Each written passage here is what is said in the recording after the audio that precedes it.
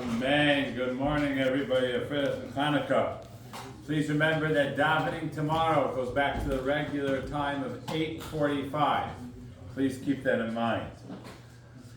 So, Ahavas Chaim has spent a lot of time talking about the importance of lending money separate from the mitzvah of tzedakah. Of course, they both fall under the generic category of chesed.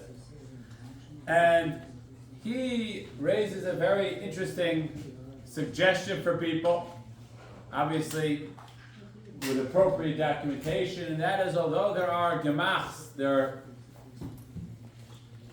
communal pools of money to lend people sums for free when they need a little bit to tide them over, he suggests and he feels that every person in their own home, based on however much money they have, should set up a small gemach.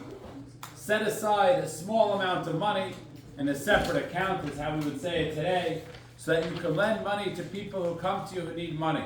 True, the gemachs in the city have large sums, and true, it is a mitzvah to lend money to an usher, to a wealthy person, just like to a poor person, but there's a greater mitzvah to lend money to a poor person.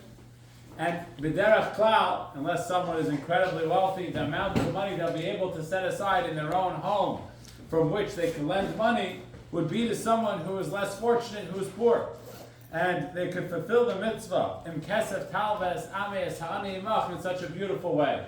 And it's much more likely, explains the Ahavas Chaim, that you'll fulfill the mitzvah if you already have pre-set aside money to lend to people, because then emotionally, mentally, that's not part of your generic expenses, as opposed to when someone comes to you to borrow money, now you start cheshboning, okay, how much can I lend him?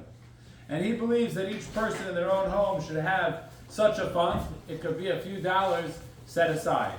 Of course, elsewhere he talks about that whenever you lend money, you need appropriate documentation. That goes without saying. He doesn't discuss that here. But he says it's a tremendous opportunity, and it'll allow the person to do mitzvahs of gemilas chesed even when he's sleeping.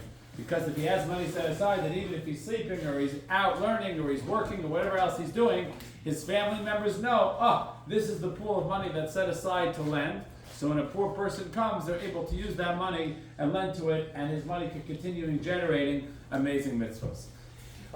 Everybody should have, in Mir Hashem, a wonderful rest of Zos Chanukah.